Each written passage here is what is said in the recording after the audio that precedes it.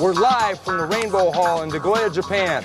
Originally built in 1986, the Rainbow Hall has hosted such diverse activities as sumo wrestling and musical concerts by Whitney Houston, Phil Collins, and Eric Clapton. But tonight, 10,000 people are packed in here tonight to witness the Pride Fighting Championships. Hi, my name is Stephen Quadros, and welcome to the Pride Fighting Championships New Blood Series. Do you want action? We've got it. After a successful endeavor into the tournament format on May 1st with the Pride Fighting Championship Grand Prix 2000, we're back to the single fight format. And what a show we have tonight. Newcomers, rising stars versus cagey veterans. Working with me at ringside is a man who needs no introduction the world over in mixed martial arts. Bas Rutten, welcome, Bas. How you doing, man? Okay, now our main event fight, we have Gilbert Eivel from Holland, and we also have Vitor Belfort from Brazil. A classic battle of two strikers. Yep. How do you see that one going? It's going to be unbelievable. Vitor Belfort is training for the 2004 Olympics, so his hands are going to be unbelievable. But at the other hand, we got Gilbert Eivel. Gilbert Eivel is a guy, you have to see it tonight. He does everything awkward. Flying knees, flying punches, flying elbows, back fists. He does everything, and everything is a hit. He's got stamina, he's got condition, great warrior. It's going to be a great fight. Now, both of these gentlemen are 23 years old, and they're both young, good-looking bucks. Got star quality written all over them. What does it take, Bas, to be a star in the arena of the Pride Fighting Championships? Yeah, first of all, you have to know how to fight, obviously. And then I think you need the looks. Some people have blessed with good looks, like a shaved head and a nice goatee. You got to talk, represent yourself. Charisma is very important. And what do they bring to the fight? Some people are like very various. We got Carlos Newton, we got Sakuraba, we got Gilbert Eivel. They're all doing awkward things. Every time they fight, they do something new. Unbelievable. Then we got heavy strikers. We got like Daddy Goodrich, Igor VOVCHANCHYN. Heavy strikers, 1-point KO guys. Yeah, now speaking of Igor VOVCHANCHYN, he's making his return to the ring of Pride also after a stellar effort in the runner-up position for the Pride Fighting Championship Grand Prix 2000. He's back to face the very heart and soul warrior in Daijiro Matsui from Japan. I don't know, Matsui might be in over his head on this fight. I think so too, but Matsui knows that everybody thinks the same way, so he's going to be ready. This guy is tough as nails. Igor VOVCHANCHYN, he's tough as nails. It's going to be brawl. Yeah, which brings to mind our next battle, which will be a classic battle of striker versus grappler, young newcomer versus veteran. We've got the 1998 World Submission Wrestling Champion from Abu Dhabi. He's also the King of the Cage, current heavyweight champion, 22-year-old Ricco Rodriguez, against Big Daddy Gary Goodridge, the king of the one-punch knockouts. Classic battle there, boss. Classic battle. Striker, one-punch KO, it's what you said, against a good grappler. So Ricco probably going to take him down, and Daddy's going to try to knock him out. Who's got the best technique, who's got the best position, tonight we will know. Basically, who imposes their will on the fight game. Also, we have some classic battles. We've got two Lions Den fighters facing two of the brand new Brazilian top team fighters. We've got Vernon Tiger White from the United States against Alan Goish. We've also got Trey Trauma Telligman, big punch in that guy, versus the super slick on the ground Carlos Barreto from Brazil. We've got it all tonight. So let's go down to our first fight.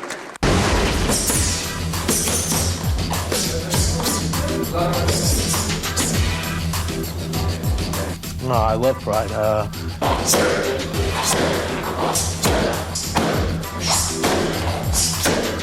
I've gotten much faster. My stand-up skills have become much more deadly. And hopefully now I've become more of a rounded fighter. I'm not so one-dimensional anymore.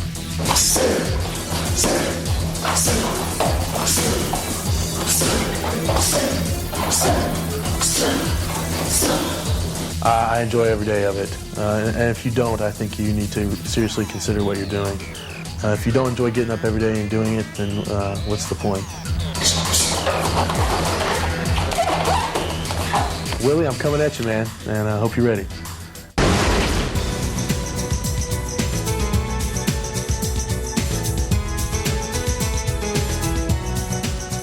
That I hope I will show a good fight.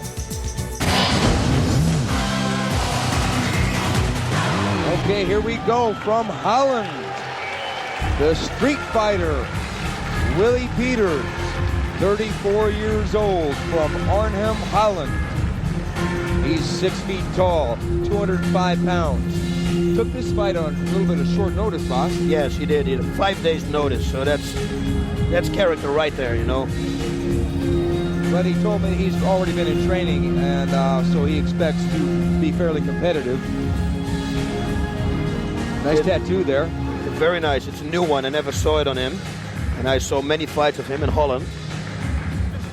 He actually was the cage champion in Holland, the Holland cage fight champion. Yeah, he won the very first 8-man cage fight tournament in Holland.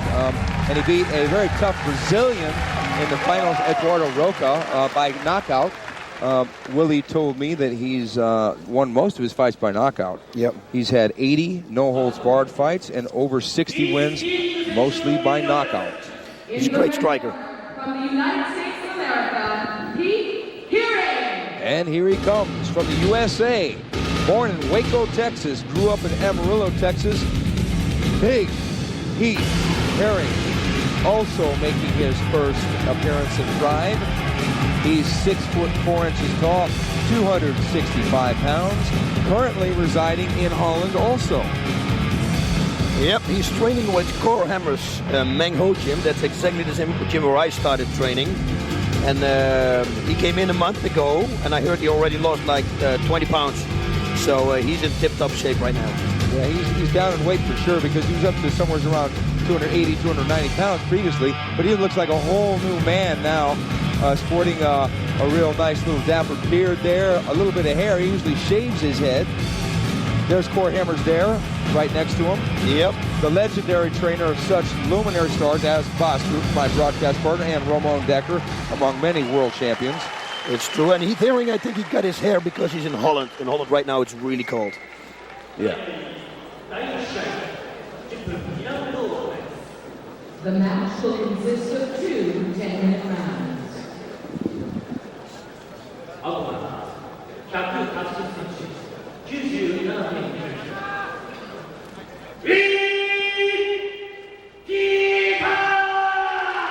Willie Peters, gentleman from Holland. He's been there and done that. 80 no-holds-barred fights.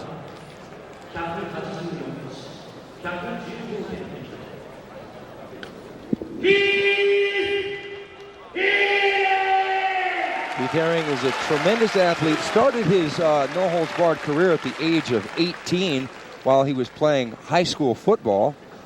He told me that the wrestling coach at his high school kept begging him to come down and try out, and he said he didn't want to wear the wrestling singlet, which is the outfit they wore, because he had a problem with it. But once he did go down and wrestle, he was hooked for life, he said. And here we go.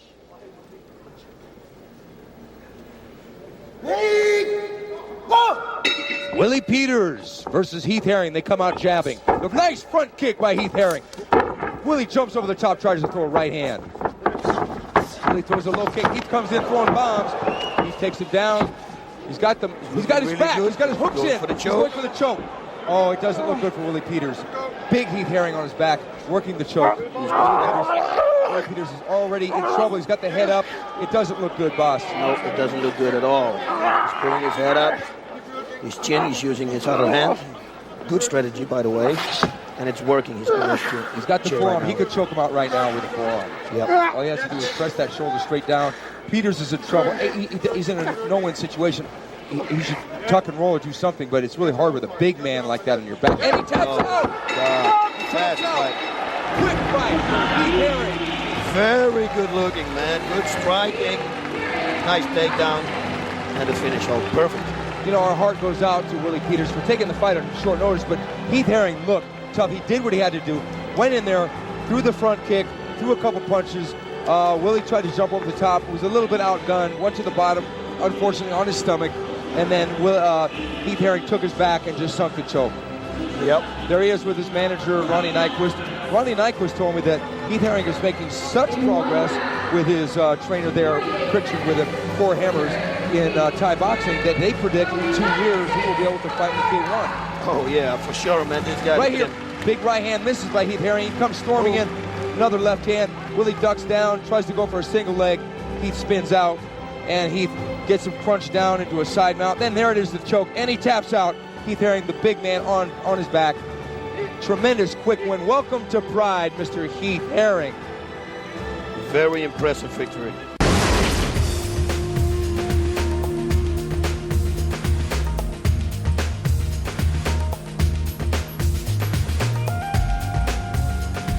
I do it all.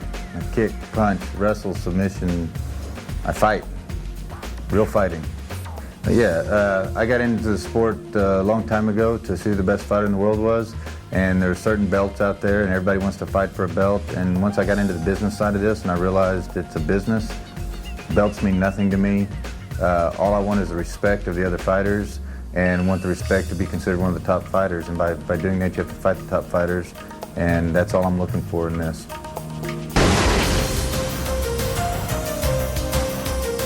A mensagem é que eu trabalho, isso para mim aqui é um trabalho que eu levo muito a sério e que eu fico muito feliz quando eu vou aos Estados Unidos e vejo o público me reconhecendo nas ruas, me apoiando, torcendo por mim. Ao Canadá, eu não conheço o Canadá, mas espero em breve poder conhecer o Canadá, que é um país que me disseram muito bonito, muito acolhedor. Eu sou amigo do GOODRIDGE, que é canadense, e eu espero um dia ir lá, conhecer esse país.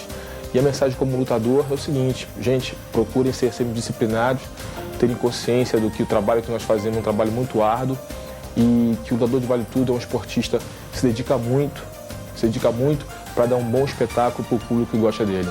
E torçam por mim, e Carlão Barreto vai estar sempre fazendo um bom trabalho, dando um espetáculo legal para vocês. Valeu!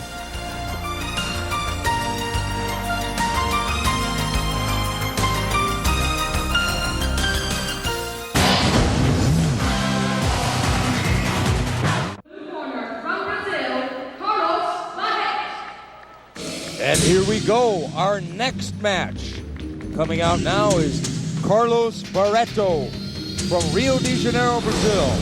He is a jiu-jitsu stylist who is also trained in boxing. 31 years old. Look at him. He's ready. He's pumped, boss. He's in perfect shape.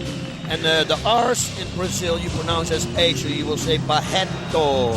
Barreto. Carlos Barreto. 100% Jesus. He's currently with the Brazilian top team, a brand new franchise of former Carlson Gracie alumni. Carlos is 31 years old, as I said before, 6'4", 237 pounds, and he's focused for this fight. Yep, what you said, the Brazilian top team has names like Murilo Bustamante, Ricardo Labioio, Pepe, and Paulo Caruso. Very strong team. And all together training, my God, man, they're going to make champions there. Oh, he's been in against some great fighters in his time. He's met up with such fighters as Mark Kerr in Abu Dhabi, and he looks very focused here.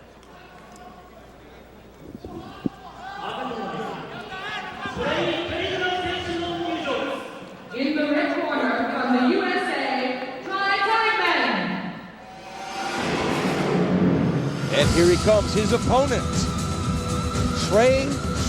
TELLIGMAN from the USA, fighting out of the Lion's Den gym, residing in Texas.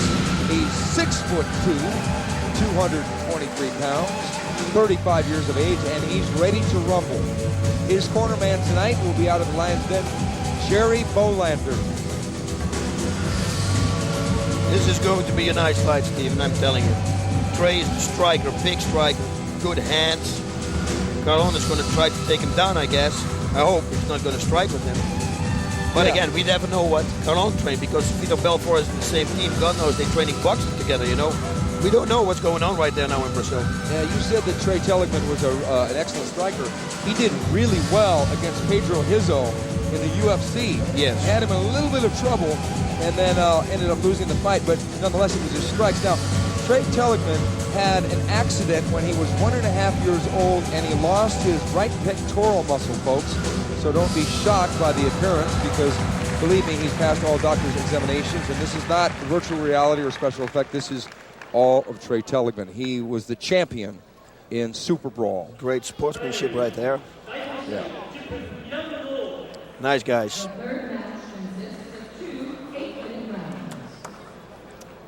Trey Telligman has Mark Kerr, Abu Dhabi World Submission Wrestling Champion 1999, in his corner.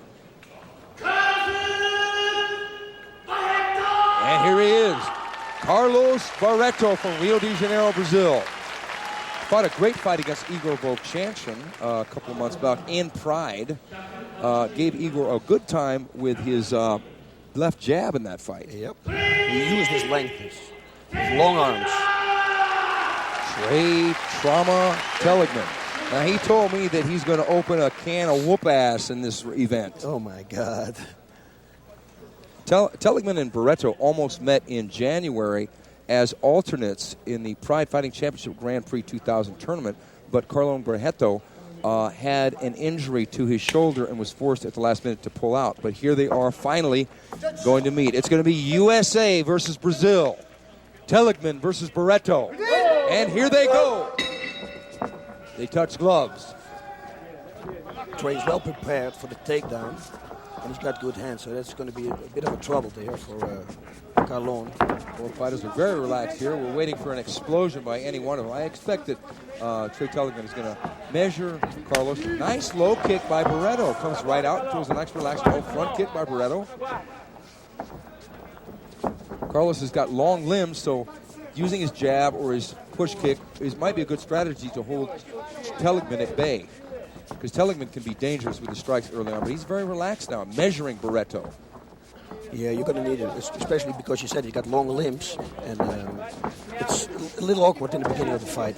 After a few punches, straight outs, he will know exactly the distance, and then he will go over to attack. Carlon going with the high kick there, being blocked partially by Telligman's hand. Both fighters still circling. I'd like to be said that if a fighter makes the aggressive move, he's open for the counter. I think both these guys are waiting for the other man to rush in and do something so they can counter him, boss. Yep, they're waiting for the mistake from the other guy. Yeah, it's very smart fighting, actually. I try to do it too. Yeah, it's not wholly exciting yet, but I expect that any minute. Okay, nice sprawl by Trey Telligman. Carlos goes for the single leg, and Telligman sprawls, stays down. Telligman is a great ground fighter himself, training at the Lions Den, one of his specialties being leg locks. Let's see what they're going to do now. He has to hold him down like this and press with his belly on his head, otherwise he will come up and will try to take Trey down. Yeah, I think that Trey has a great deal of respect for Carlos's ground fighting ability. Otherwise, he might just pull into the guard or try to go into a different position from here. But right now, he's got him in a position where Trey can literally stand back up if he chooses to. And there they are, right back on their feet. A high clinch by Barreto. I expect a knee any second. No, I think he's going to try to take Trey down. That's his game, the ground game. And Trey's got a real good base. Tries to spin out, but Barreto keeps him locked up with the overhooks. Now, Barreto locking his hands behind Telligman. Telligman leaning. Both men conserving some energy. Barreto with a knee to the inside and a stomp to the foot there by Barreto. That can cause some pain. It can break your foot, actually. I think the first time I ever saw someone do a stomp was the great Marco Huas in the UFC against Paul Varlins, and he had to do some damage against that 320-pound Varlins. Knee to the leg again by Barreto. We had a guy in Holland, a Thai boxer, Peter Smith, and he did it in Thailand also. Stamping on the feet of the Thais. Peter Smith was a wild one. Had a great battle with Champa Kitsonga in Thailand, throwing the downward elbow on Kitsonga's back of his neck. And while he was waving at his mother, it was an unbelievable fight. And Barreto trying for the trip takedown, and Trey spins out. Trey doesn't want to stay up too high. He wants to keep down low, keep his base low so he doesn't get swept or tripped or spun into a judo throw. He's got a very good base. Both of them. This is who's going to make the mistake right now. And that guy will end up on the ground. Or like in Trey's position, he wants to keep the fight standing up. Barreto again chopping away with the left knee and then the right knee to the leg. Those can cause a Charlie horse at after repeated beating. He didn't get a lot of distance on that strike, but if he does, it can really hurt the leg. Yep, it's just waiting. Now, you notice that Barreto is looking to the side. Boss, you know that if a fighter is really, really experienced at grappling, he doesn't necessarily have to watch his opponent. He can feel him when they're this close. Yes, they actually got some trainings. People train like that. They train blindfold just to improve all their reactions, reflexes, and everything. More stomps there by Barreto and a couple of knees to the leg of TELLIGMAN. Not a lot going on here presently. A lot of offensive takedown by Barreto with some knees. Carlos Barreto has got a pretty formidable knee strike. He did stop Gary Goodridge. I mean, not Gary Goodridge, but Gary Myers in Brazil in the IBC, and he broke his leg with a knee. Gary Myers brought his leg up high to block the knee, and he ended up shattering his shin bone. Okay, the referee is going to restart the fighter standing because he felt they were in a stalemate. And now here we are, got some distance. TELLIGMAN is dangerous when he's got distance. I expect TELLIGMAN is going to drop some bombs any moment. Yeah, I would go for the body first now. Some low shots, straight, right straight to the body, left hook high, things like that. Or a left jab to the body and a right straight high. TELLIGMAN is defending well against the low kick attempts there by Carlos Barreto. Or Barreto, as they pronounce it in Brazil. Carlone circling. Carlone circled quite a bit when he fought Igor VOVCHANCHYN, used his jab. I haven't seen much of his jab right now. I have seen a lot of his kicks, though, which is actually a smart strategy. Nice low kick by TELLIGMAN. Carlone goes in tries for a takedown, tries for a slam, but doesn't get it. Right knee from Trey. You know, the sweat is a factor now. They are sweating, so it makes the takedowns, the arms slide right off the body. Carlone tried for a trip there. TELLIGMAN making sure he doesn't turn completely sideways. And a knee and a catch. Barreto has pulled guard, but TELLIGMAN on top. TELLIGMAN almost got the mount there, but Barreto got out of trouble. Now he's on all fours. Now in this position, we've got to mention the rules of pride. A fighter in TELLIGMAN's position cannot throw the knee while the fighter on the bottom in Barreto's position has all four limbs on the floor. But if Barreto were to lift one of his limbs off of the floor, TELLIGMAN could throw either a knee or a kick in this position, like that. Yep, he's lifting his arms up, you see it. No, it's really smart what he's doing.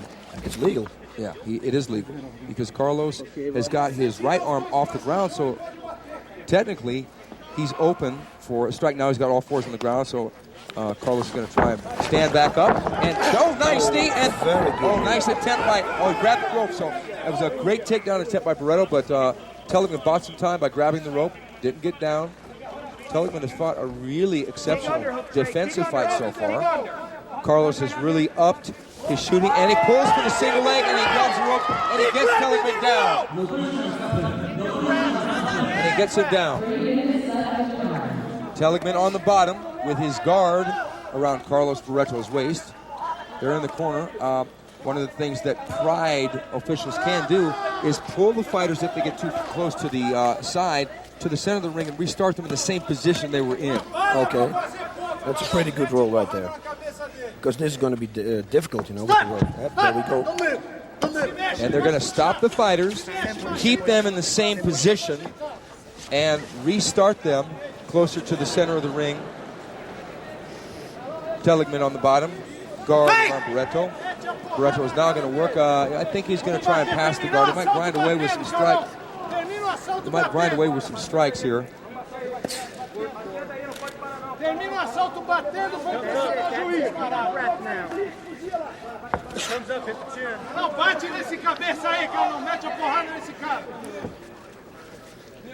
Yep, Trey's going to try to create some distance so he can strike to the head.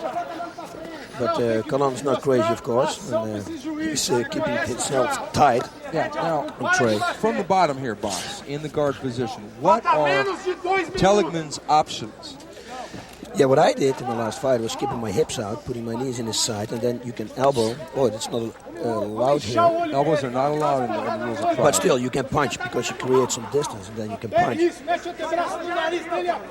It's difficult. If somebody keeps holding you, it's very difficult to strike. Yeah, it is. You need distance. You need to create space to develop some speed for your attacks. Now, do you think that Carlos Barreto is going to try and wear down TELLIGMAN? I don't know. Right now, he's not going to wear him down like this because he let him rest. You know, he's just holding him down, and by holding him down, and when Trey doesn't do anything, he's going to rest. You see, he's using his forehead to control the head of Trey. It's actually a very smart thing to do. So they're both throwing little arm punches there, but nothing really on those punches. You can't really knock a person out in this position. As you said, you need to create the distance. If Trey had let Carlos sit up like he just did, nice right hand by Barreto, he can land a significant shot, which can do some damage. Yep, we got like 50 seconds left in the fight. We're going to have 2 minutes rest, and they're going to get it on again for 10 minutes.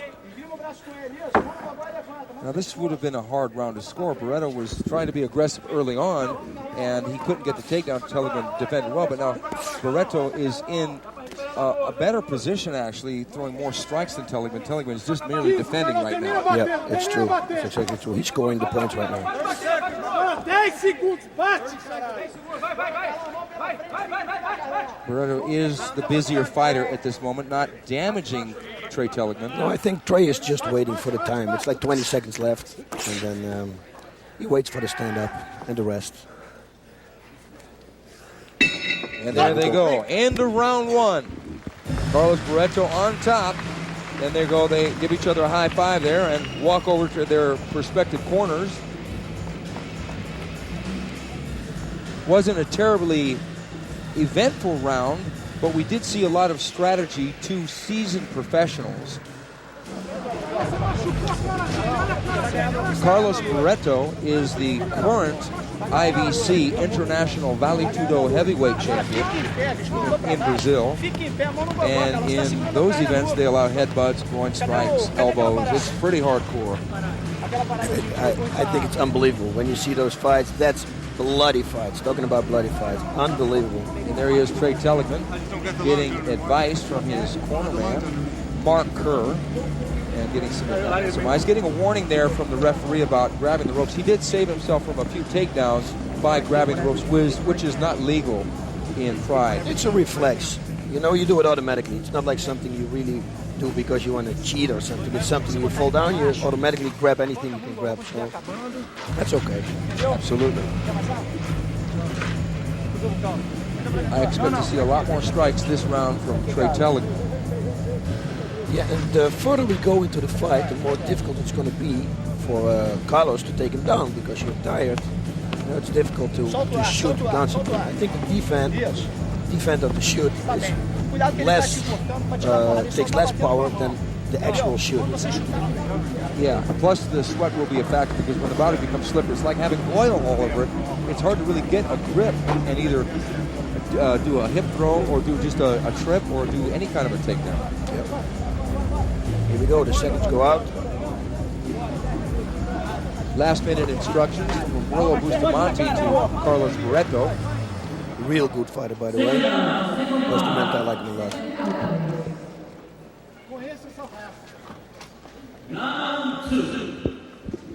Okay, here we go, round two. Barreto versus Telligman.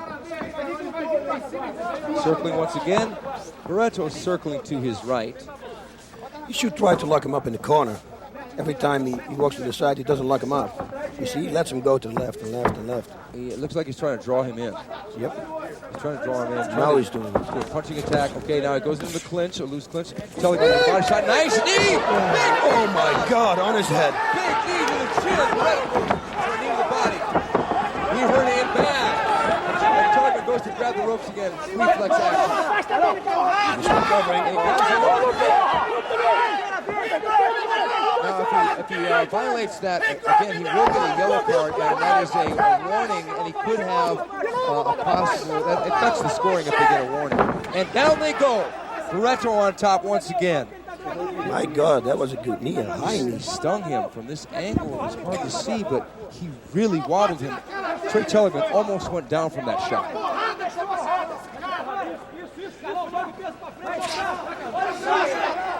Telligman looks like he's trying to spin out. He's got the hips high. He's going to spin out. And now, he doesn't want to turn his back on Barreto. He's going to look for a leg. I saw him looking at his leg. Yeah, he's going to go for jump for a knee bar right there. But he's taking shots now. Barreto is good with the rear naked choke, but his legs are so long, it's almost harder to have him get the legs in. Yeah, he can roll. No, not anymore. Now, Telligman does have Barreto's right arm trapped. Barreto continuing to pile up the points with punches to the head of TELLIGMAN. TELLIGMAN is just sitting there. Okay, there's a knee. I don't know if that was entirely legal, but TELLIGMAN seems to have run out of options here, and they go to stand back up, and they're back up. Look out for the knee, and Barreto looks like he's got the advantage. And TELLIGMAN tries for the kick. Barreto shoots. Barreto on all fours. This round is quite a bit more exciting than the first round. Good second round. TELLIGMAN standing back up, good move, because he wants to punch. Okay, let's see what's going to happen now. TELLIGMAN, I wouldn't be surprised if he backed up and made Barreto stand back up. I wouldn't do that. I would score now. Kick his legs as hard as you can. Barreto does have some options, and he stands back up. Yep, both signing a little signs now of conditioning. Yeah, of fatigue. They both look a little bit winded here.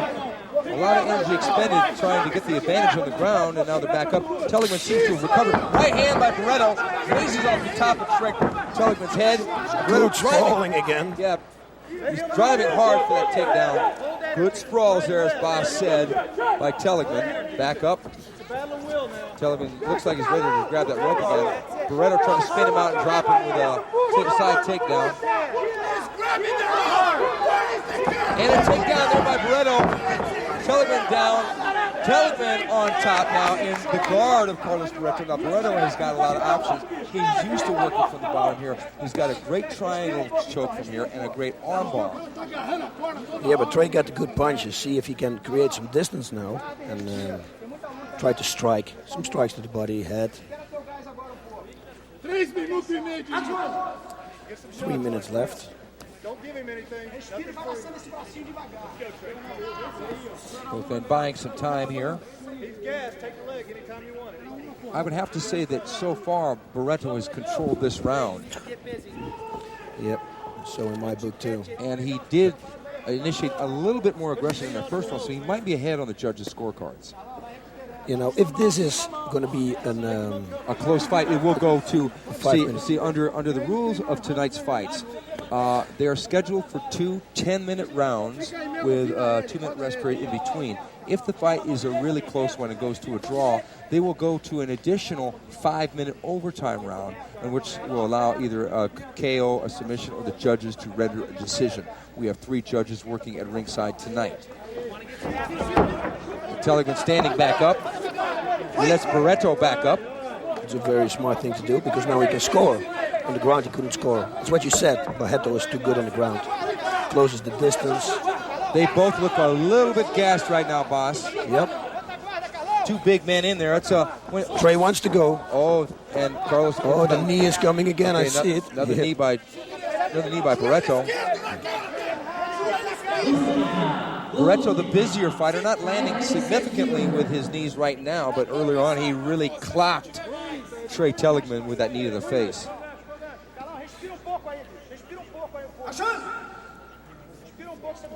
Yeah. Who's got the most condition? That's what's going to happen. Who wants it the most? This is the moment. Trey has to work here. I think you're right, boss. I think that they've stalemated each other, both standing and on the ground. And now it's going to come down to, as you allude to, the conditioning factor, because once somebody runs out of gas, it makes them susceptible for like this. A takedown. Earlier on, Trey TELLIGMAN would have defended that takedown, but now he may be getting a little gas. He's on the bottom now. And there we are again, same position. Barreto on top. The top of the head of Barreto looks like that ripple dog. They always do that with me. Yes, because you have a shaved head as well, boss. Yes, I do. He's trying to go for a front choke. Now, Trey TELLIGMAN, he's going for a neck crank here. He's neck cranking him hard, and that does tend to wear out the fighter. He has to fight his way out of that. He couldn't really submit Trey TELLIGMAN. TELLIGMAN being too wise on the ground to fall for a neck crank. Yeah, but the neck crank also makes sure that you can't breathe. Exactly. That's the worst thing. But you're open for punches, so... Carlos Barreto does have a tremendous amount of respect for Trey TELLIGMAN. He said he's very tough, and he said that his coach, Ken Shamrock, is one of the best fighters in the business, and that Trey will be very hard, but God will help him, meaning Carlos Barreto, to win the fight.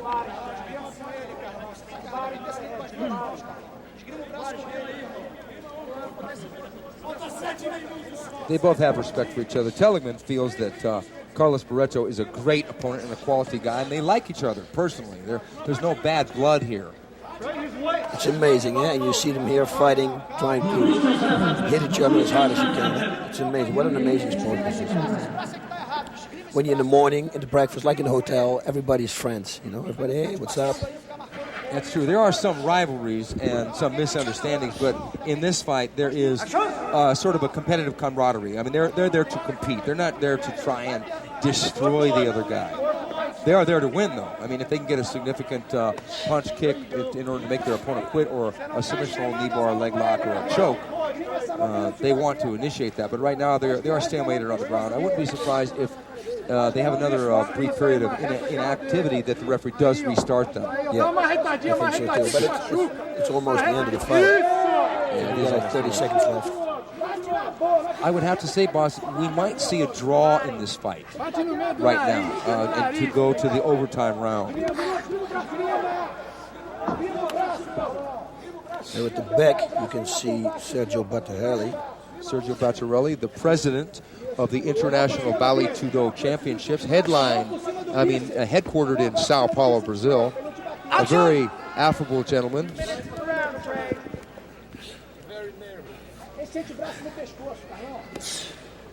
Yep, I think it's going to be the end of the round.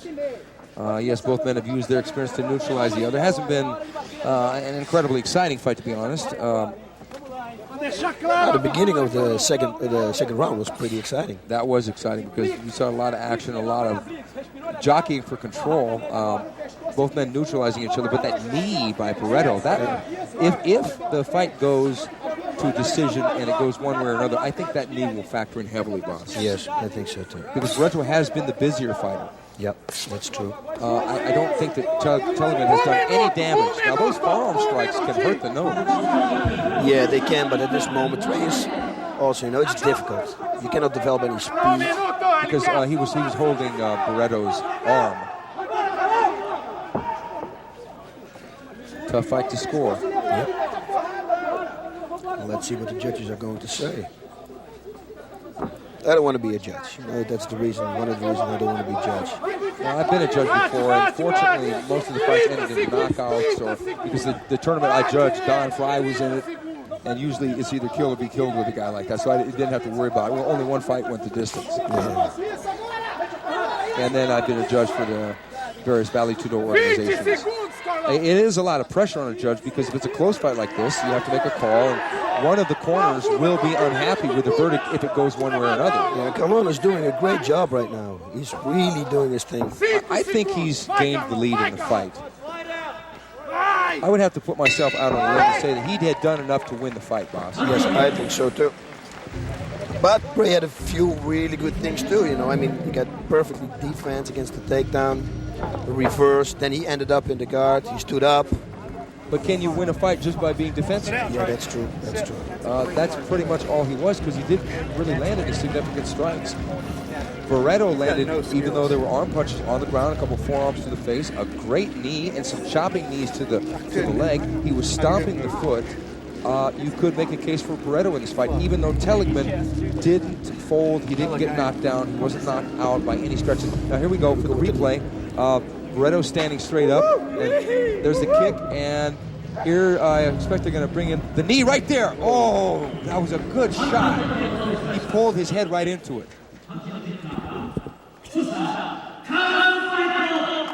And the winner, as I had predicted, Carlos Barreto in a very tough strategic fight with Trey Telligman.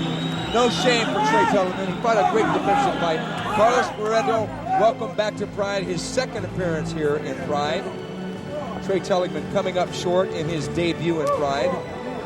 Trey Telligman being one of our young blood performers tonight. There we got him, Sergio Battarelli. Hugging his client. Sergio Battarelli manages. Here we go again. The replay. Barreto circling, throwing the inside low kick but missing, grabbing in for the going for a headlock there, but then he's going settling for the Muay Thai clinch right here. And here it comes straight up the middle. Boom! Right there. Good good short shot right there. Really wobbled TELLIGMAN. Had him in trouble. That was a deciding factor. Carlin shooting it for a takedown. Another angle. Boom. Looked like it caught him on the nose box. Yeah, it is that Trey is in a very good shape. That's why he recovered that quick. So that's the great thing about fighting. Yeah, Barreto shooting into that takedown. Trey still, even though he was rocked, able to defend the very affable man, Carlos Barreto.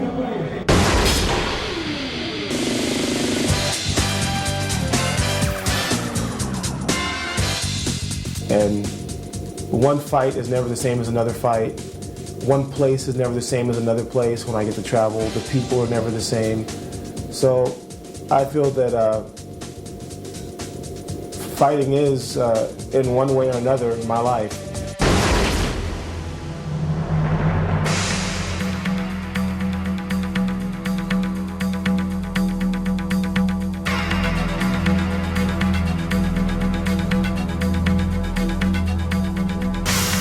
Message is always believe in your dream, never give up for what you believe. And the time that I live in the United States, I was very proud to be there.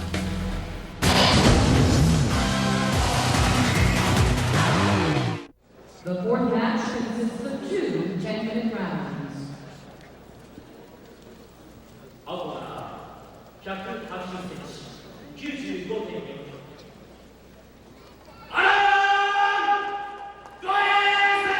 Allan Goyce back in the saddle in Pride.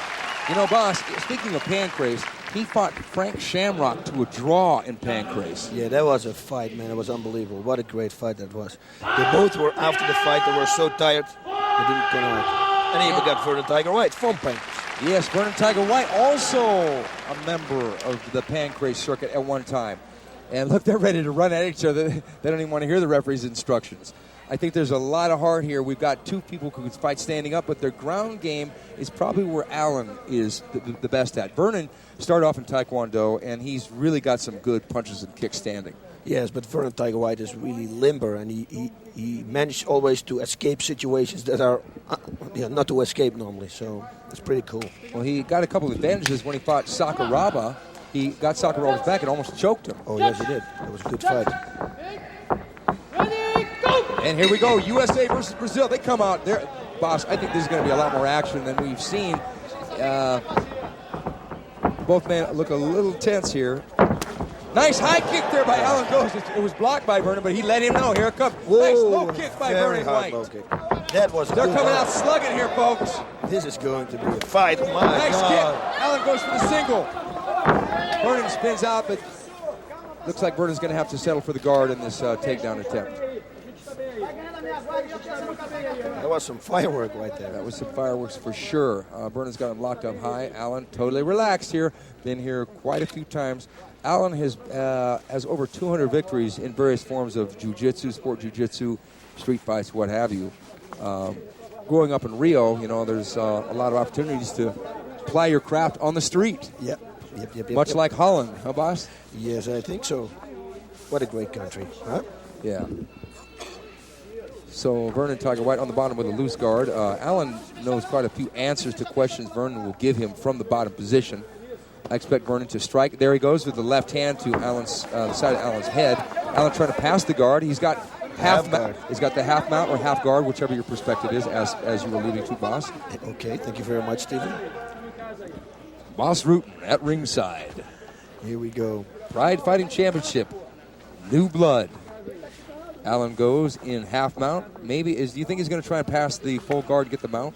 I don't know. I think he's going to go for a hammerlock on the right arm of Vernon Tiger White. Vernon chopping away. Allan's got Vernon pretty flat here, so Vernon doesn't have a lot of options until Allan actually lets him loose, right? Yeah, but that's why he's so close. You know, he makes sure that Vernon cannot punch. Nice elbow to the hip. For submission. Oh, here we go. He wants to go for a mount. No, it didn't work. Vernon's got a loose guard, so Allan could just step over and get them out, but then Vernon ties up the leg, knowing that, like we said before, you don't even have to look at your opponent because they're looking down and they're just feeling the. There's a lot of sensitivity here. These guys train so so many hours in the gym. Everything is like second nature for these guys. Well, both of them have had some of the various best grapplers in the world to work with. Allan Gush, obviously working with Carlos Barreto, Murilo Bustamante, Ricardo Laborio, Vernon Tiger White, working in the past with Frank Shamrock and with Ken Shamrock, his coach, Jerry Bolander and Guy Mesger. They both had quite a bit of training in their ground game, so it may be a real chess match down here on the ground. Vernon should try to roll to the left right now and surprise him. Maybe he can reverse him. Because Allan would go to counterbalance that, then give himself up to for reversal. Yeah, I see. Yep. Allan taking his time, covering up. Hey, we got Tony Montana, man. What are you doing here? How you doing, boss? What do you think of this fight, Tony? Tell me. To me, man, I'm looking like cockroaches on the floor, man. Okay, Tony, you can't say that. I'm sorry. Okay. You have to go, okay? Okay, we have Mr. Montana. Nice to meet you. Boss, thank you for getting rid of Mr. Montana. A nice guy in his own right. He's a really nice guy. Vernon says that he really doesn't have one particular strength. He has learned so many different things that everything he's learned has been a strength. But if he had a strength, he says, it would be his stand-up. You see, now, Vernon should try to bridge to the left or the right. Just move and go for something. You see, Allan's right arm is under his neck, so he's vulnerable of getting turned to the left. Yeah, he could get spun over. But Allan's right leg is open, so he could just put the right leg over to block the turn. Yeah, but it would be something. Yeah, if the reaction is a little bit too slow, he's going to turn. And at least you try, you know, you might as well try. Allan Gush was in the Brazilian army when he was 18 years old, and there was a time where he actually got trapped and stranded for 3 months in the Amazon jungle with his company, and he survived. Unbelievable. And he said that made him into a tougher guy. It got him in touch with God, and it got him in touch with his fear for 3 months at 18 years old. The last fight I saw him with Frank Shamrock. Frank Shamrock put a heel hook on him, and he reversed his heel totally to the other side, like 180 degrees. And Allan told me after the fight, he said, I'm not going to tap. My spirit won't let me tap. I said, but you can break your leg. He said, I don't care. I'm not going to tap. Yeah, he didn't tap out. He sustained quite an injury to that ankle when Frank heel hooked him. Yep. As a matter of fact, that was near the end of the fight. Yep. He didn't tap out, and he was standing in this corner against the ropes with his foot up in the air while they announced the decision. Yep. He's a tough guy, but they're both tough guys. Uh-oh, he's going to spin out. Nope. We've got quite a defensive, offensive ground game going on here.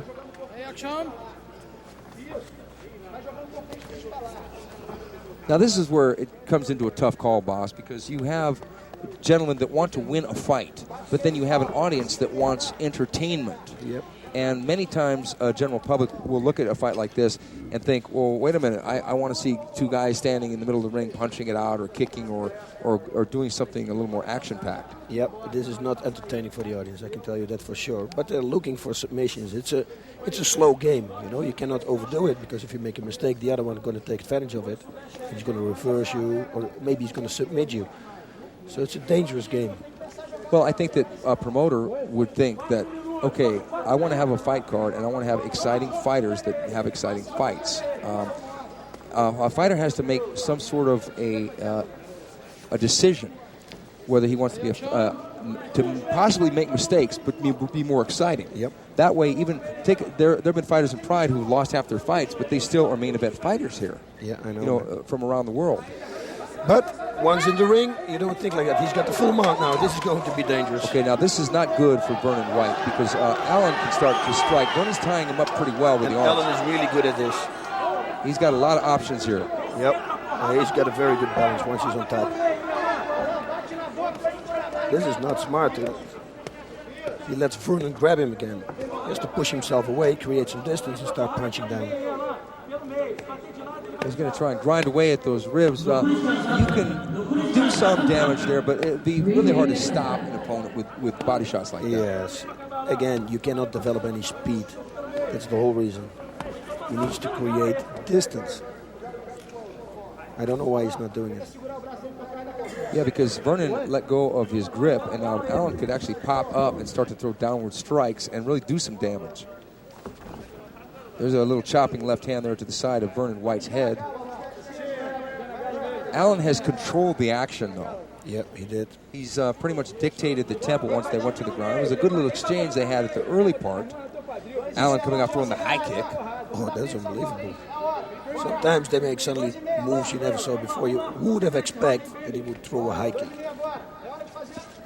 I've never seen him throw a high kick. I notoriously, he trained in boxing. I didn't know that he had been training a great deal. But, you know, the Brazilian top team, I think they've got some real tricks up their sleeves. And now, Vernon tried to flip him, but...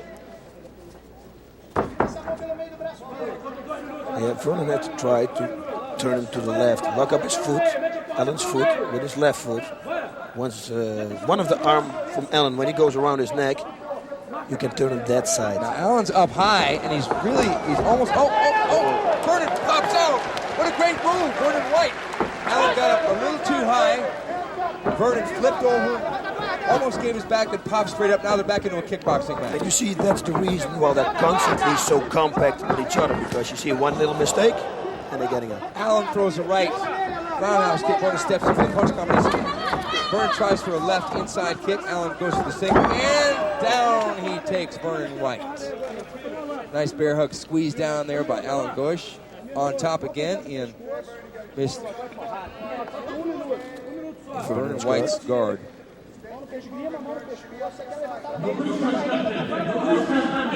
Last 1 minute. 1 minute left. That's good. Okay, now Allan is getting up high and going to strike from the guard. Vernon pulling him close. Yeah, he has to do something. Push him away, punch, punch, punch. Let's go. It's like 45 seconds left. You might as well throw everything out. Have a good finish of the first round. It's good for the judges. Okay, Allan going for some up kicks, almost catching. Oh, Vernon, nice back roll. Oh, that was slick. It was actually Vernon going for an up kick, laying on the ground, trying to kick upward, catch Allan Goes, and then doing a nice back somersault on the mat and popping back up. What started off to be a lackadaisical round has turned into a little bit more action-packed. Vernon pulling guard on the ropes. That's the same thing that I would do. Only I would jump a little higher. Yeah, just slam him down. As high as you can. Okay, this is good. Well, that was interesting because we saw an American fighter, Lions Den, Vernon Tiger White, pull guard on a Brazilian fighter at the end of the round. I mean, normally it's the other way around. Exactly. Yep. There he is, Allan Gosh. Both in great shape, by the way. Can you see it? Yeah. Vernon Tiger White getting some instruction there from Jerry Bolander. Vernon defended well, but seemed to be a little bit too defensive on the ground. Allan Gosh making most of the moves and initiating most of the fight. Yeah. They were holding, they were compact, but you saw the reason, you know. They made one little mistake and Vernon got out of it. That's all the game. One little mistake. One time you open a little space, you're going to escape. Especially guys like Vernon, especially guys like Allan. Yeah. Now here we are, Allan Gosh in the half mount, chopping away with body shots with his left hand. And Vernon making sure that he doesn't get too high up, and he doesn't want to pass the guard. I got such a great turn for this. Now he's got the mount. Allan Gosh in full mount here. Trying to strike, but Vernon blocking the arms, tying the arms up. The underhooks. And Allan in control here, chopping away with the left hand to Vernon's ribs. And there's a liver. It's a good side to punch, actually. Yeah, that is the liver. I love the liver punches. What do you love liver? Chicken liver, it's okay. Okay, Allan Gosh getting up high, getting ready to throw punches from the guard, and boom, there it is. Nice right hand by Allan Gosh, but Vernon pushing straight up with the kicks and missing most of them. And now it comes the back roll. Watch this. Here we go. Nice little back roll and pops back up. Allan almost ran in, but not quite fast enough. You run into the top of the head of Vernon. It looks like a headbutt. Now, here we go. Now it's going to be fun. I think so too. Will we see another high kick from Allan Gosh? We don't know, but I expect that Vernon Tiger White's going to throw a high. Oh, he's going to run out there and try to throw a knee.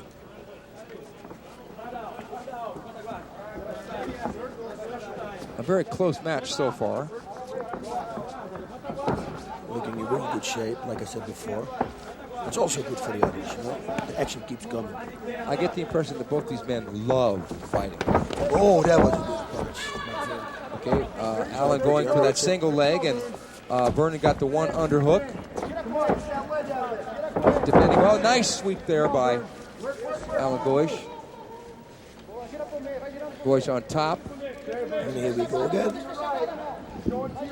Vernon with a loose half guard. Right shin under Allan Goisch's thigh there. But it would be hard for Vernon to sweep Allan Goisch from this position. Yeah, I think so too. Because Allan Goisch, oh, look, Allan gets the half mount again. Yep, from there he's going to work for the guard again, or for the mount, for the full mount. Now, this time, Vernon has got Allan's right leg, whereas before he had his left leg. I think Allan might be able to pass the guard easier from here. And he looks like he's almost got it. He's almost got it. Oh, nice spin. But there's the mount. Vernon almost reversed him and stood back up. It becomes because of the ropes were there. Otherwise he would have turned him. So here we are again. Now let's see what he's going to do. When he was in this position against Frank, man, he punished Frank there. He started riding him and punishing. Boom, boom, boom. Palm strikes to the head. So he should do the same thing right now. But Vernon is a smart guy. He will probably hold him down. Well, back then, it was 5-6 years ago. Yeah, true. And the fighters, including Frank and Vernon and Allan, have all improved, so they know how to defend in positions like that. Where back then, maybe Frank didn't know how to defend as well, and Allan did, institute his, because back then Brazilian Jiu-Jitsu was dominating everything. No, back then, mount was finished. If somebody got the mount, it was finished. Right now, you see, nothing happens. Oh, look at this. Smart. He's doing this a few times already. I saw him in the beginning of the fight. He's shouldering Vernon Tiger White. Now, that's got to be a little more than annoying. That's got to actually hurt your, it's a big slapping muscle, but... My core hammers, actually, my Thai boxing coach taught me that in Thai boxing also. It's illegal, but it's still a good thing to do. Well, we do see that in boxing sometimes. It does always draw a warning because, as you say, it is illegal. But in Pride, it's not a forearm. It's perfect. It's not an elbow, and it's not a headbutt. So it is a legal strike because there are no rules prohibiting it. No rules that said no shoulder strikes. That's right.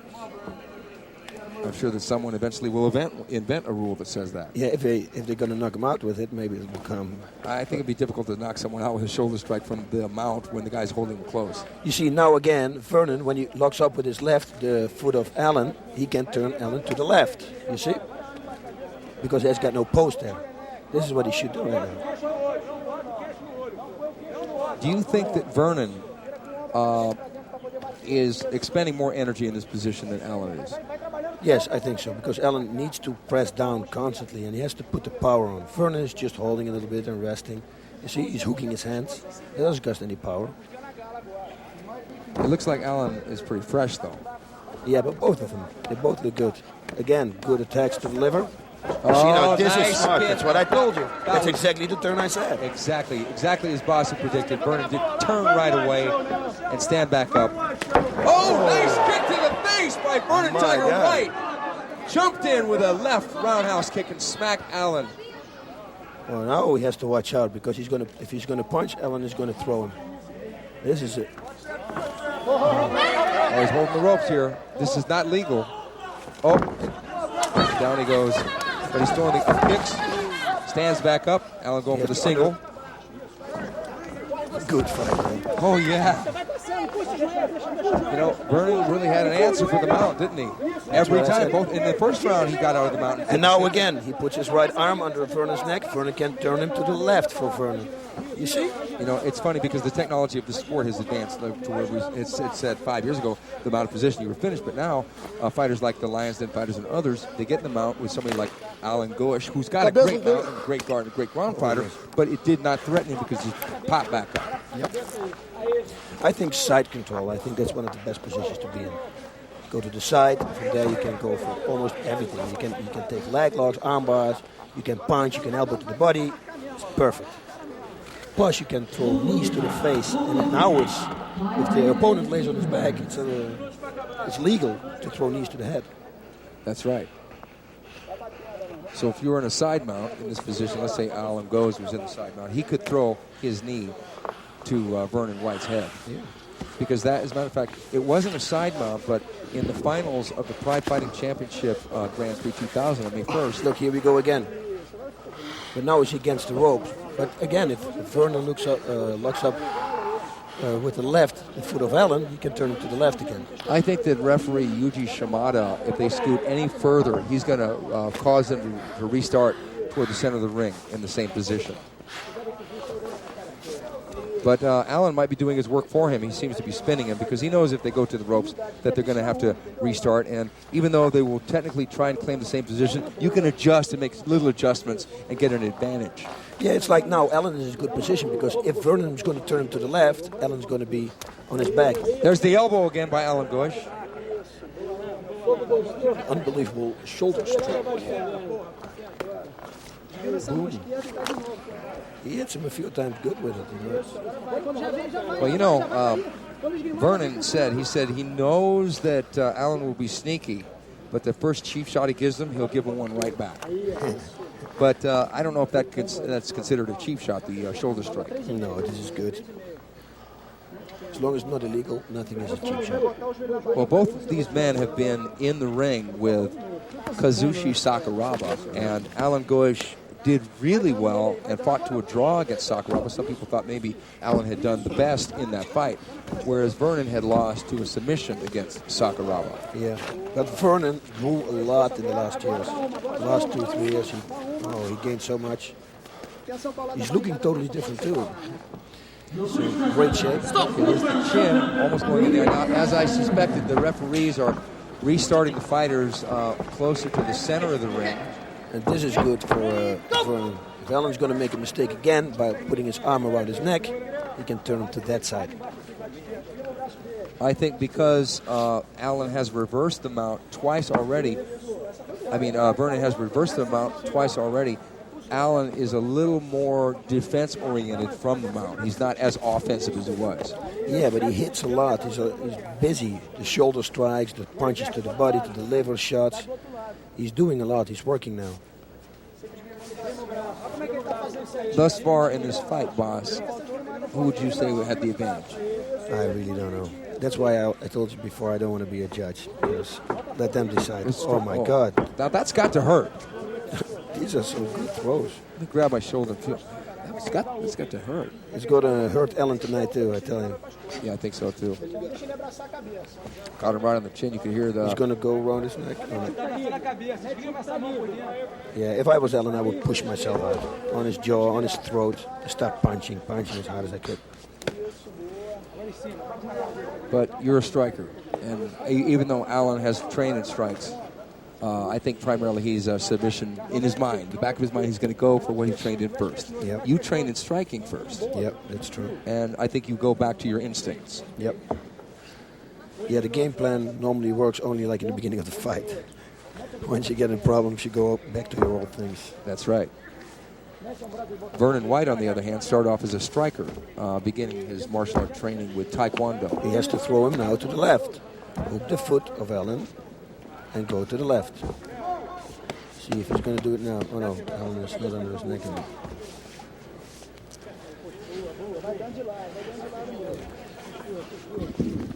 Well, Vernon said that he's not going to fight Allan's fight. He's going to fight his fight. But so far, it looks like he has fought Allan's fight. Yeah. Because I would say that, if Vernon were to fight his fight, it would probably be a kickboxing match. Yep. He did good. Allan showed a little bit more, I think. I think he's going to, because of his dominant positions. And he's busy with his points. Yeah, he's busy with the strikes, too. Yeah. Vernon didn't land that left roundhouse kick, but that was one shot out of all these elbows, shoulders and punches to the body. Vernon should turn him to the left, I'm telling you, man. He did it already 2 times. Why is he not doing it now? I can't believe it. I can do it. We're getting close to that corner again, that same corner. The referee seems to be standing in between the corner and them to say, please don't make us restart again. Allan going up high, trying to grind away there with some strikes, getting busy, missing. Now, look at Vernon White, he's slipping and he's bobbing and moving from It's good. He's doing good. They're trading. Oh, great ending.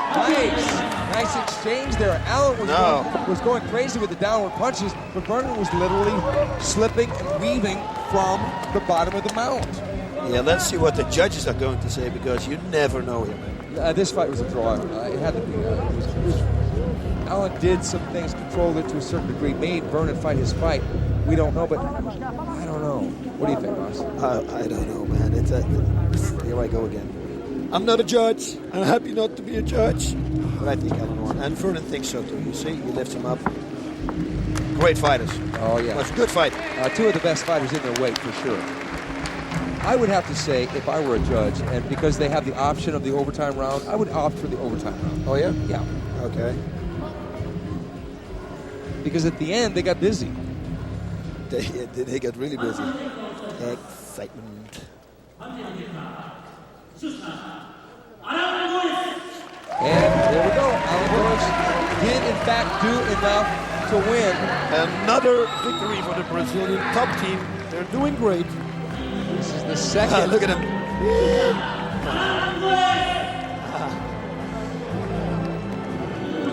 George Brazil from Passar de Guarda is in the ring. It's a famous program on Brazilian TV, a fighting program. Well, they've got to be happy that this is Carlos Barreto and now Allan Goisch back-to-back wins over Lions Den fighters, nonetheless. Yeah, and good Lions Den fighters. Good Lions Den fighters. And they were not dominant victories, but nonetheless, they were technical victories. They did what they had to do to win. Here we are, Allan in the mount, working that shoulder strike over and over on the side of Vernon Tiger White's head. That primarily was the most damaging strike, I believe. When I saw him doing it, and Vernon was looking straight up, right on the front of his jaw, and I thought, man, is he out? Yeah, but you heard Vernon White's head hit the canvas when he did that. Why did he look up? Why did he turn his head? Well, he just ran out of options, but... Okay. Allan Goisch. Pointing at the Brazilian flag on his arm.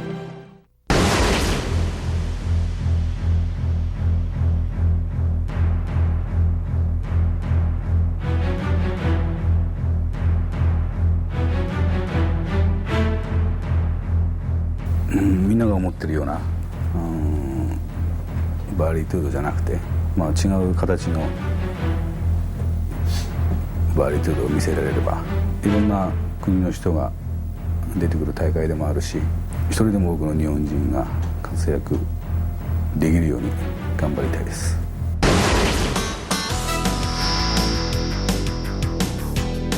Well, guys, it's been a long time since I've been seen in my own backyard, and for you all, I'll put on a great show and represent my home country, Canada. I'm very proud to be Canadian, and I believe because I am Canadian, I'm not given the same amount of attention the American fighters are given, or the Japanese, or the Brazilian fighters, but I will be the one Canadian that makes the difference, and for that, it will represent us as a whole, and I'll make that dream come through for everyone.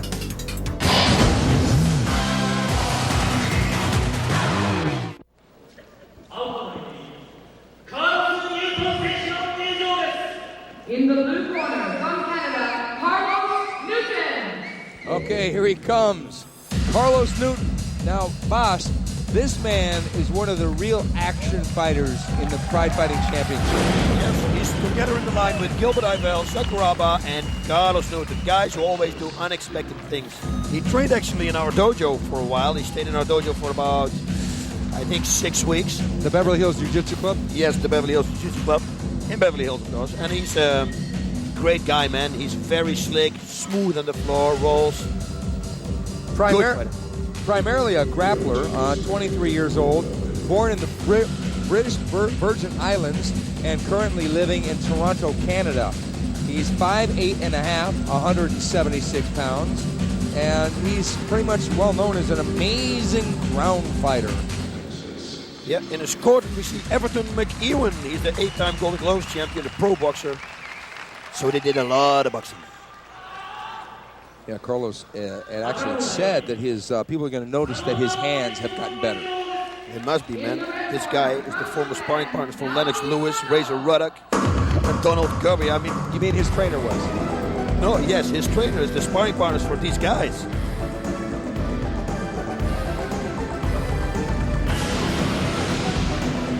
Okay, and here he comes, Naoki Sano. Maybe he's going to make a mystery appearance and just appear. Whoa, exciting. Here we go. Here he comes.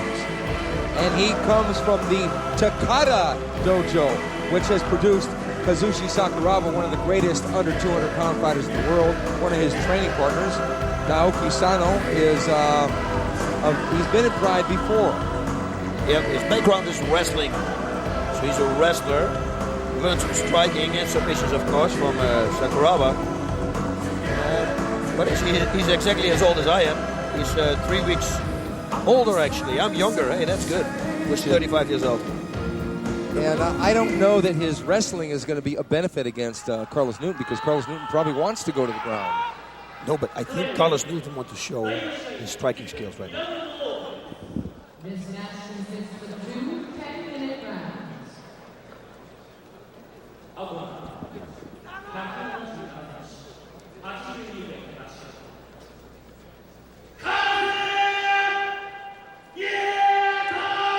Now, Carlos Newton weighs in at 80 kilograms or 176 pounds, while Naoki Sano weighs 200 pounds, so Carlos Newton is giving up quite a bit of weight in this fight. Yeah, that's about 38 pounds or something. That's 24 pounds. Oh, 24. Oh, 205, okay. Okay. 29 pounds. He's 205? Okay, Sano is 205. So Yeah, it's right about 30 pounds. It's almost 30 pounds, yeah. In Sano's corner, one of the greatest legends in pro wrestling here in Japan, Mr. Takada. Mr. Takada, who they will show soon. Nope. But he's there. I can tell you, he's there. He's there with Kazushi Sakuraba. Both are in his corner. That's a lot of experience in your corner. Carlos Newton always in tip-top shape with his mini dreadlocks. Great complete fighter, man. This is going to be good. A very soft-spoken gentleman, not cocky at all. Says that he would love to fight Pele or Sakurai, Dave Monet, or Matt Hughes in order to establish his dominance over his weight division at 80 kilos. Yeah, that's good. Nice low kick. Oh, and a right uppercut. Good right uppercut there by Carlos Newton into the clinch. Good knee to the solar plexus. And another one to the liver. And a takedown. Nice trip there by Carlos Newton, now down in a half mount on top of Sano. He's going to work. He's going to be all over him. He's got the mount. This guy's good. This may be over very armbar, quickly. here he comes. He's going to go for the armbar. Left arm. Here it is. There it is. And he's got the armbar tapped. A very quick victory there for Carlos Newton over a game but overmatched Naoki Sano. And the good sportsmanship there. Sano did take this fight on short notice because his the original opponent came down with a tumor in his head and had to retire. But listen, if you fight a guy like Carlos Newton who beat, like, from his last 8 fights, 7 guys with an armbar, you're not going to push him away with your arm. That's the thing you cannot do. You see, he gave practically his arm. Carlos is too fast for that. You don't want to do that ever.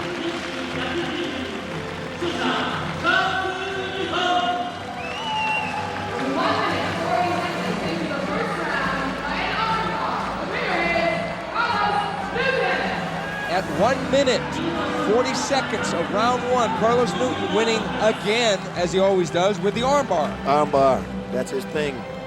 He loves that armbar. He's armbarred so many people. There we go, replay. And there he goes. He's going to pass the half guard. Now he's got the full mount.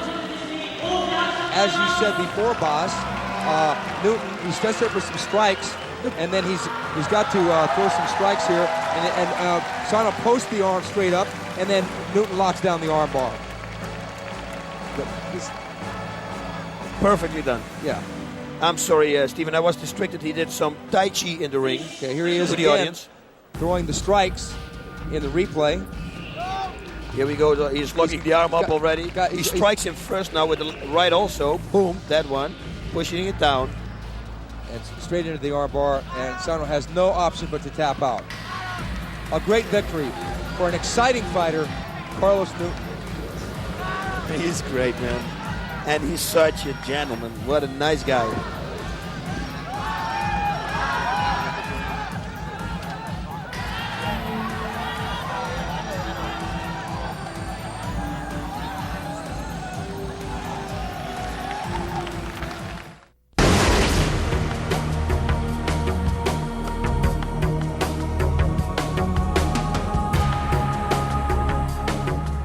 こんな今までもう本当世界のトップの人たちとやらせてもらってすごい経験をたくさん積ませてもらったんでプライドにはそれをいかに僕の中で噛み砕いて考えて身にしていくかっていうのは僕自身の練習次第だと思うんで。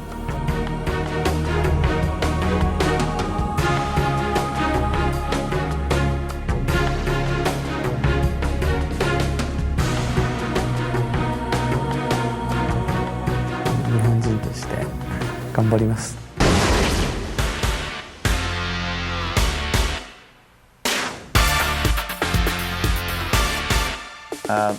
My friends and family just say I'm crazy, but I just like the whole aspect of it. I like individual competition, not team competition, because that pits your skills and who you are against somebody else and who they are. And ultimately, it's a matter of heart. Who's got the greater desire to win? And so it's just a great sport.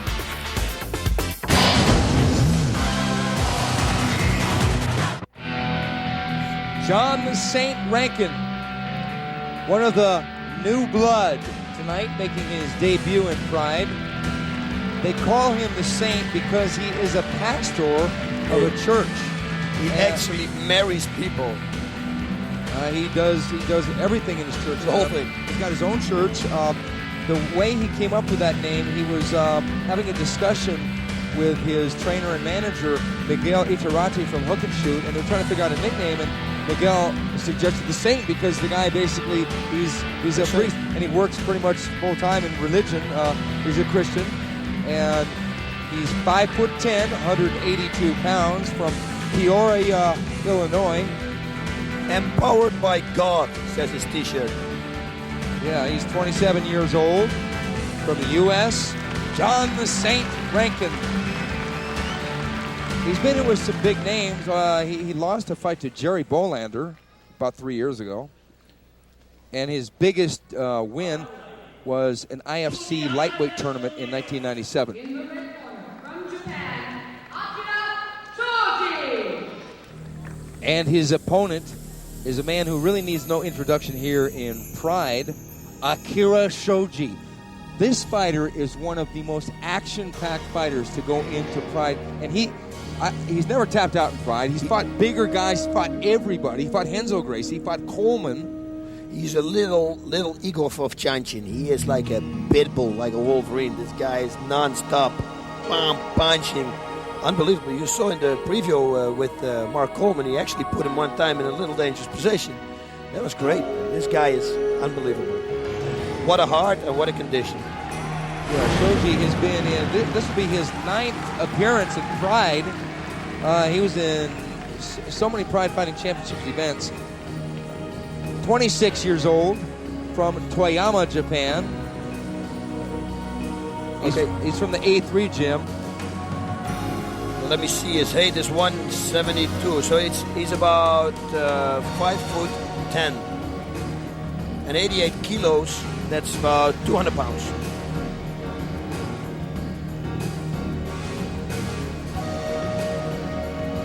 His last fight was a very spirited performance and a loss to Mark Coleman in the quarterfinal match of the Pride Fighting Championships Grand Prix 2000 on May 1st. He came into that fight against Coleman, and then they go shaking hands, showing the respect.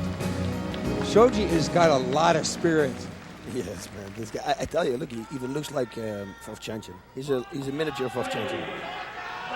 Well, he fought VOVCHANCHYN. Oh, yes. And he had the pleasure of going the distance, where many people do not go the distance with VOVCHANCHYN. That's true.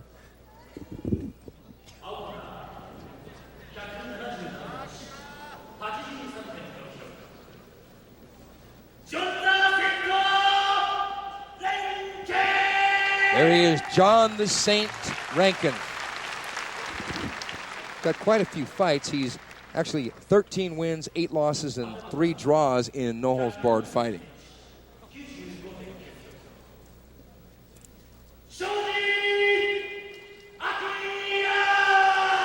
AKIRA SHOJI from the A3 gym. One of the most experienced people in Pride. This fight, it may be a hard fight for John RENKEN. Oh, I know it's going to be a hard fight for John RENKEN. I mean, everybody who fights SHOJI is going to expect a hard fight, trust me.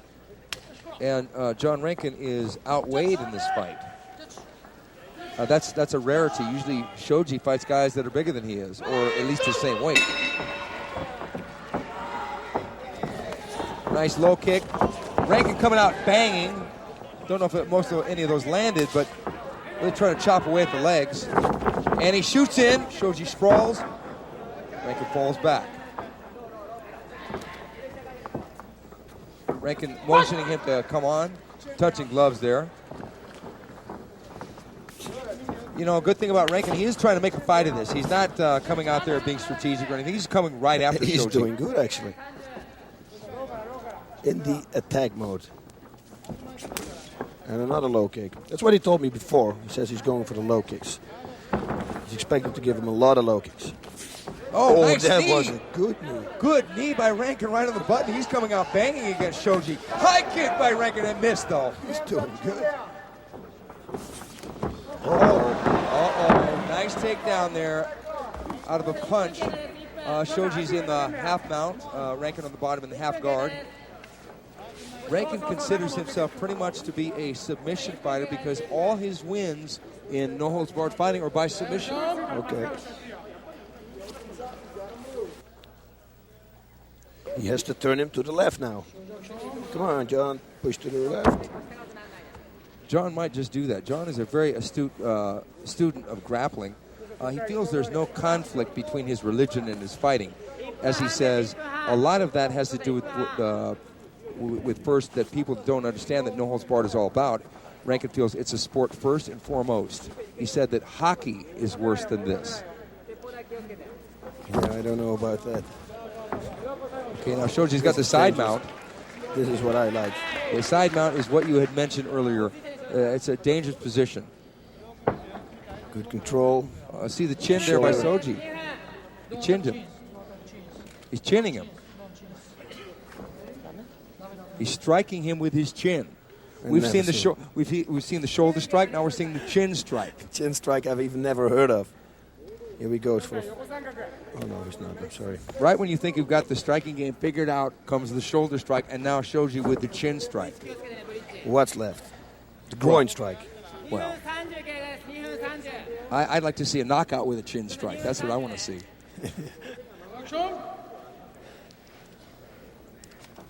And here we go, waiting for the mistake. Uh-oh, full mount.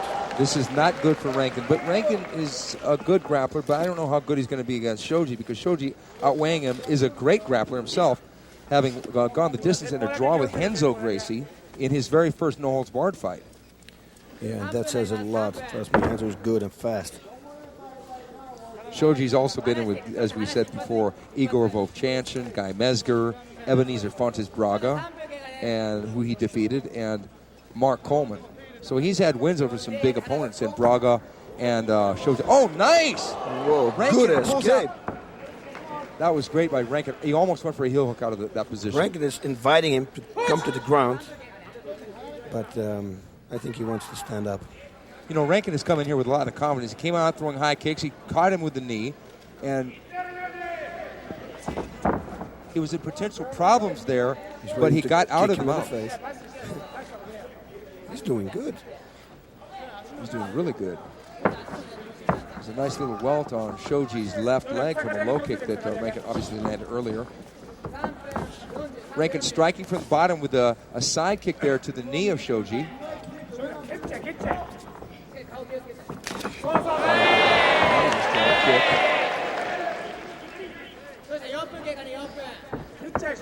Renken keeps imploring Shoji to come on, make a move. Come to the ground with me. Renken pushing away. Oh, a nice little flip there by Shoji and into the guard. That move was actually patented by Kazushi Sakuraba when he fought Allan Goes in a previous Pride. But there was a great move to get over his striking and to land there. Now he's in the half guard. In the half guard.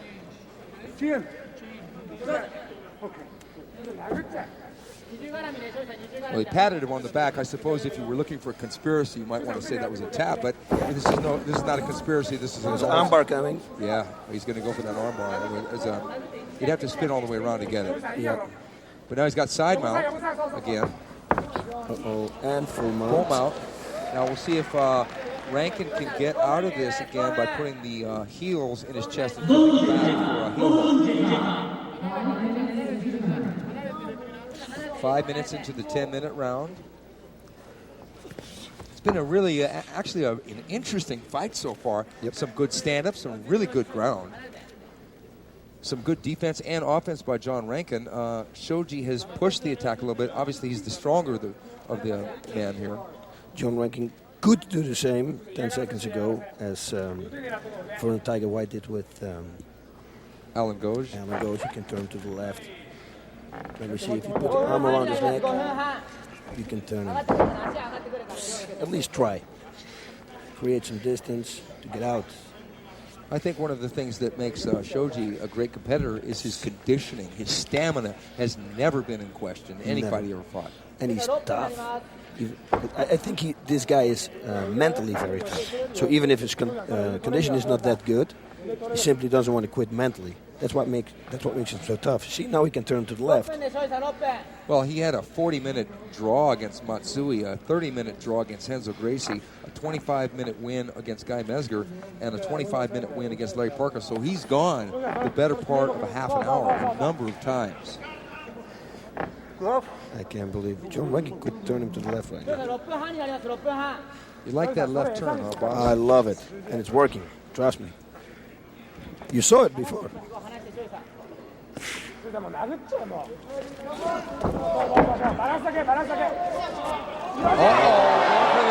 he's got a real good position.